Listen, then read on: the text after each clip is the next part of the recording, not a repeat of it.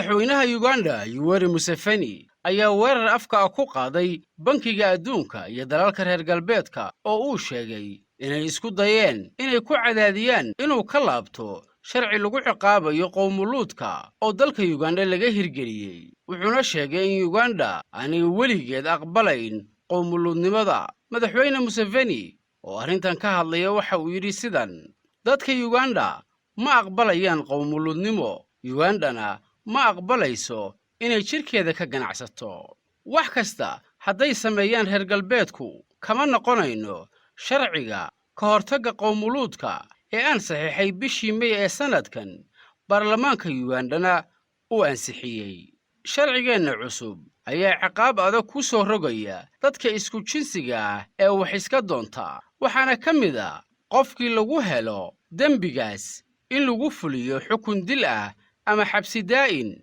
qofkii kufsada carruurna waxa lagu xukumayaa dil cid sharcigeena wax ka bedeli kartaana ma jirto bangiga adduunku wuxuu isku dayayaa inuu nagu khasbo in dalkeena laga oggolaado qowmuluudnimada taasoo ah waxaan dhacayn waxaanse u sheegayaa bangiga adduunka in Uganda ay horumar samaynayso iyadoo aan deyn qaadan gumaysiga cusub ee reer galbeedka waxaan kula dagaalami karaa inaanu wadaniyiin noqonno oo aan nafta hurro dalkeenana lacag la'aan ugu shaqayno taasina waa arrintii aan Soomaalida u sheegay dhawaan we can fight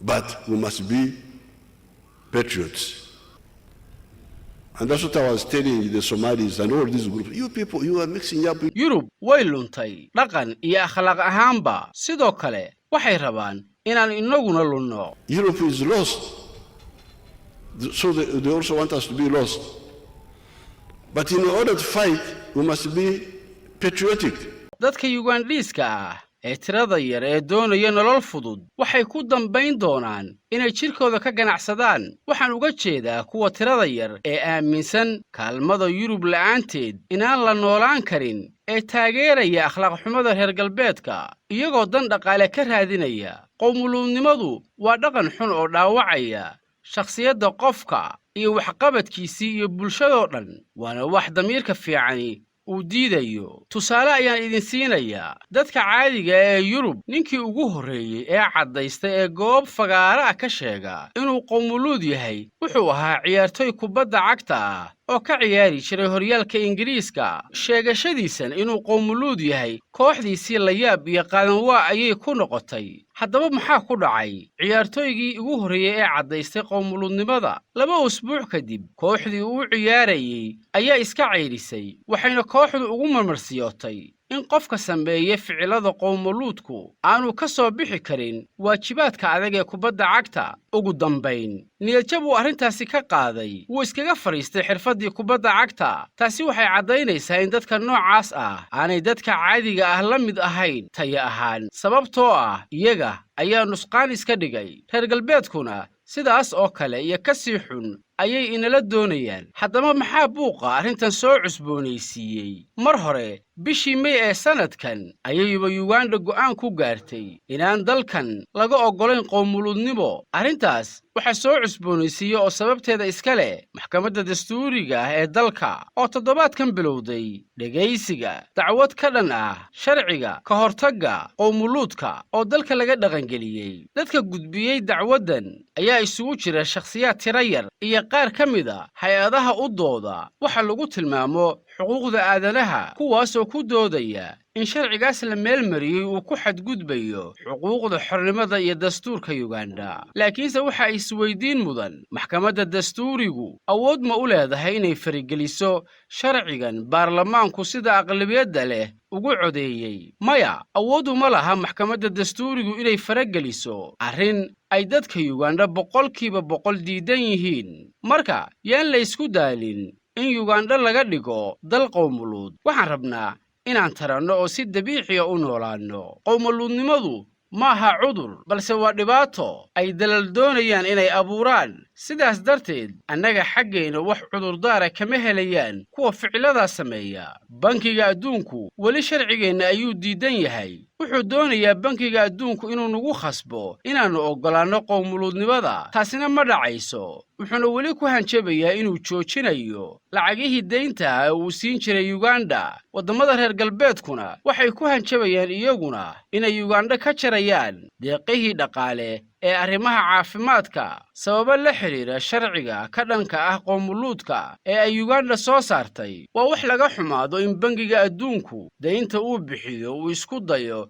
inuu ku farageliyo dhaqanka, diinta iyo xeerarka Uganda. waxaanse u sheegayaa bankiga adduunka Uganda way horumari doontaa haddii deyn la siiyo iyo haddii aan la siinba. waxyaabaha ay ku hanjabayaan reer galbeedku waxaa ka mid ah inay joojinayaan kaalmadii dhaqaale ee ay ku bixin jireen daawadii bilaashka ahayd ee ay qaadan jireen dadka la nool cudurka HIV/AIDS ee reer Uganda. dadkaas oo aan iibsan karin daawada HIV/AIDS, taasoo ka dhigan inay reer galbeedku ku tala galeen inay dilaan 1.2 milyan oo qof oo reer Uganda ah oo qaadan jiray daawooyinka HIV/AIDS. haddaba annagu waxaan diyaar u nahay inaan dhimanno. waxaanna ku dagaalami karaa lacag la'aan iyo nafhurid annagoo tiina aan yeelayn. dadka reer Uganda waxaan leeyahay si aan uga hortagno cadaadiska gumaysiga cusub ee reer galbeedka, waxaa loo baahan yahay inaynu noqonno waddaniyiin. soo xasuusta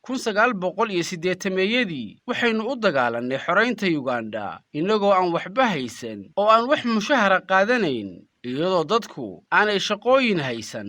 lacag haddaadan haysan waa inaad nafhurid samaysaa oo aad dalkaaga lacag la'aan ugu shaqaysaa. anigu waddani ayaan ahay, naftana waan huri karaa. taasina waa arrintii aan Soomaalida u sheegayay dhowaan. reer Uganda haddaynu nahay waa inaynu ku dhiiranno oo aynaan dhib u arkin cawaaqibka ka dhalan kara sharciga ka hortagga qowmuluudka, sida inay jirtaan reer galbeedku 8 trilyan oo shilinka Uganda ah oo wax looga qaban jiray adeegyada caafimaadka dalka. waxaynu ku xallin karaa arrimaha nafhurid iyo inaynu dhinno mushaharaadka aan qaadanno, sida baarlamaanka, wasiirada ilaa shaqaalaha dawladda oo dhan inay dhimaan mushaharaadka ay qaataan. kadibna lacagahaas aynu iska jarray waxaynu gelinaynaa booskii lacagihii kaalmada nayloo siin jiray. waxaynu ku bixinaynaa adeegyada arrimaha bulshada ee dalka. sidaas ayaynu isku badbaadin karaa oo ula dagaalami karaa gumaysiga casriga ee doonaya inayna cadaadiyaan. haddii aynu noqonno kuwo habowsan oo maskaxda ka jiran, maskaxda ka dullaysan, ma jirto si aad ula dagaalami karto. sidaas ayaadna ku noqonaysaa dumarka jirkooda ka ganacsada oo kale oo aan lahayn wax doorasho ah. sababtoo ah waxaad ka cabsanaysaa inaad isbadbaadiso oo aad adkaysi la timaado. waxaad ka cabsanaysaa inaad ka gudubto wakhtiyada adag ee dhibaatooyinka. markaasna qof baa ku dhahaya lacag baan ku siinaya haddii aad noqonaysid dumarka xunxun ee jirkooda ka ganacsada. waadna iska aqbalaysaa. kuwa jecel nolosha, gaar ahaana dhaldhalaalka nolosha, waxay ku dambaynayaan sida dumarka xunxun ee jirkooda ka ganacsada. waana sida reer galbeedku ina ka doonayaan inaan iyaga u noqonno. sidaas ayayna inala doonayaan. afrika oo dhanna sidaas oo kale ayay la doonayaan. dadka Uganda ma aqbalayaan qowmuluudnimo. Ugandana ma aqbalayso inay jirkeeda ka ganacsato. That's how you become a prostitute. And that's what they want us to be. They want Africa to be prostitutes. kaasina waxa uu ahaa madaxweynaha Uganda Yoweri Museveni oo si adag uga hadlay waddamada reer galbeedka iyo bankiga adduunka oo ku cadaadinaya inay Uganda ka laabato xeer ay dhowaan soo saartay oo ka hortagaya qowmuluudnimada. madaxweyne Museveni wuxuu noqonayaa madaxweynaha Afrika ee sida adag uga hortagay qowmuluudnimada oo sharci adag ka soo saaray. waa Cabdirasaaq Jubbo idin intaan dib u kulmayno. nabadgelyo.